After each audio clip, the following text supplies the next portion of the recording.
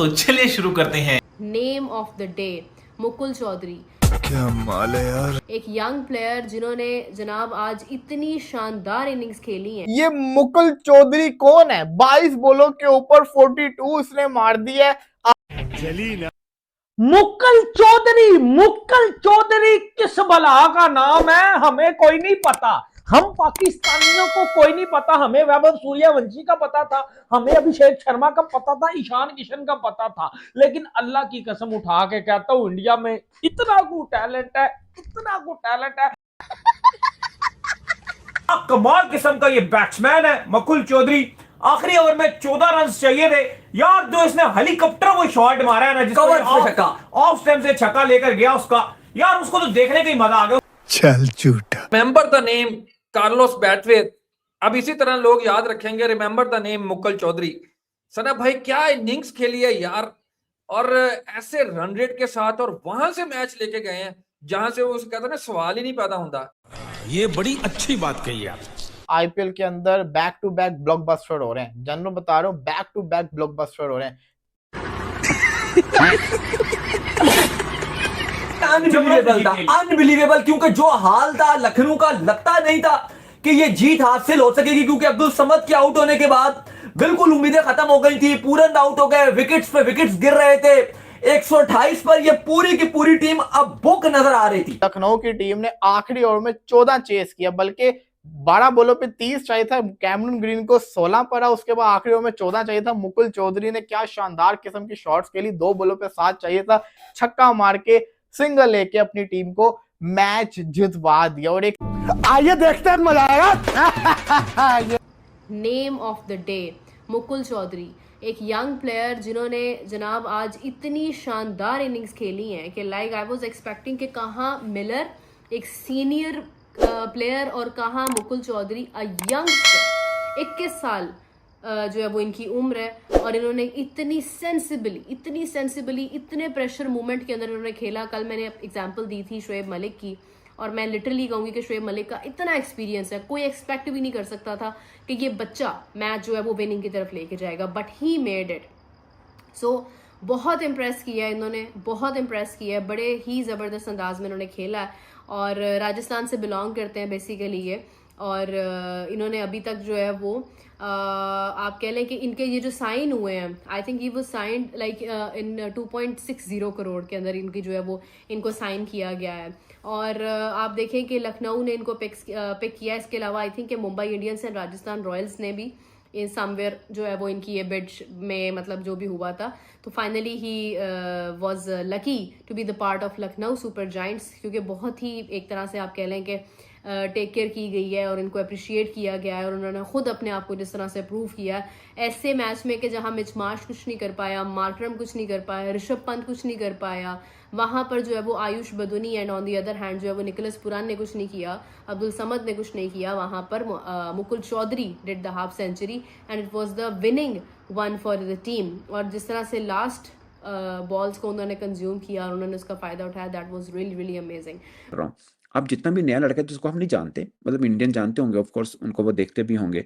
हम क्योंकि मुश्ताक अली ट्रॉफी को वो लाइव उस तरह से तो नहीं होता, तो हम उनको फॉलो नहीं कर पाते। बट आप एक चीज देखें, जो लड़का आपको आईपीएल में अच्छा मिल रहा है ना, वो चाहे बॉलर है, स्पिन बॉलर है, फास्ट बॉलर है, बैटर है, उसके पीछे मुश्ताक अली ट्रॉफी का रिकॉर्ड नजर आएगा कि यार मुश्ताक अली ट्रॉफी में ये लड़के ने ये किया हुआ है, ठीक है ना। सो उसमें वो पंत के साथ जो बॉलर है, क्या नाम है उसका, प्रिंस, वो भी मुश्ताक अली ट्रॉफी में तेज बॉल डाला है। और नहीं बल्कि उसने पुरानी दिल्ली से खेला, मैं पढ़ रहा था उसका, उसने पुरानी दिल्ली से पंत के साथ खेला। पंत को उसका पेस पसंद है, उसने अपनी आईपीएल में डाल दिया उसको, और लड़के का पेस वाकई बहुत अच्छा है, मतलब ठीक है। प्रिंस यादव की बात करें आप? यस प्रिंस यादव की। सो मतलब ये वाला सीन है। तो उनकी डोमेस्टिक में अब क्यों ना लोग उसको सीरियस लेंगे कि एक लड़के ने सिर्फ 5 खेले, 176 रन बनाए, 40+ एवरेज, 198 का स्ट्राइक रेट, सीधा आईपीएल, 2 करोड़ का कॉन्ट्रैक्ट, एक इनिंग खेली आईपीएल में। अगला अब चेक करेगा सीजन इस बंदे की कीमत। अब एक इनिंग खेलेगा मतलब ये नहीं कि अगले में नहीं चलेगा तब भी मिल जाएगा। पॉइंट इज कि उसने अपना परख दिखाई है कि भाई साहब मेरे में कुछ है, अब अगले में चांस मेरे से लिएगा, तो रेट बन जाएगा उस लड़के का आराम से। 12 गेंदों में 30 रन मुकुल चौधरी टेरेंडर्स के साथ खेल रहा है, 1 एंड डेड हो चुका है। छक्का छक्का चौका, 16 रन, और फिर नेल बाइटर आखिरी ओवर 14 15 रन, कमाल कर दिया भाई। उसके बाद जब उनको स्ट्राइक मिली, छक्का, और फिर 2 डॉट्स के बाद मोमेंटम ऐसे लग रहा था कि मैच हाथ से निकल रहा है, और फिर वहां पे एक बड़ा अच्छा बॉल था, मैं बॉलर को ब्लेम नहीं करूंगा, एक तो चलो मिड विकेट पे लेग पे उठाया, वो बड़ा जबरदस्त शॉट था, छक्का था, लेकिन जो उन्होंने कवर पे कुछ हेलीकॉप्टर की तरह कुछ मारा था, कुछ शॉट ऐसा ही मुझे फील हुआ कि वो कवर्स पे हेलीकॉप्टर शॉट उन्होंने कुछ निकालने की कोशिश किया, कोई नया ही शॉट था, मैंने ऐसा शॉट नहीं देखा, और वो कवर पे उन्होंने छक्का मारा, और वहां पे अनबिलीवेबल उन्होंने अपनी टीम को मैच में वापस ले आए। मुकुल चौधरी ने लखनऊ सुपर जायंट को जो जीत दिलवाई है, जो हिस्ट्री क्रिएट की है, और भाई साहब केकेआर जीता जिताया मैच हार गया, अल्लाह की कसम।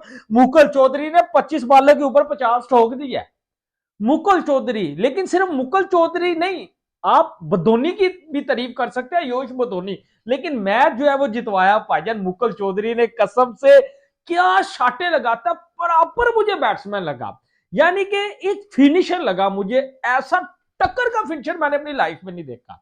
यकीन माने ऐसी सट कर आता है, चस आ जाती है यार।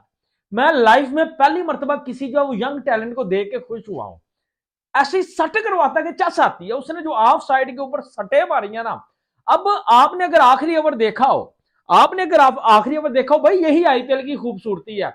मैं पीएसएल को छोड़ के, मैं जंगल में जो मैच हो रहा है जहां क्राउड ही कोई नहीं, मजा ही कोई नहीं, मैं उसको छोड़ के आईपीएल क्यों देख रहा हूं? सिर्फ इसके लिए। बाबर आजम, विराट कोहली और क्रिस गेल को पीछे छोड़ा है बाबर आजम ने। लेकिन सर, बाबर तो T20 का प्लेयर ही नहीं है। कौन बाबर?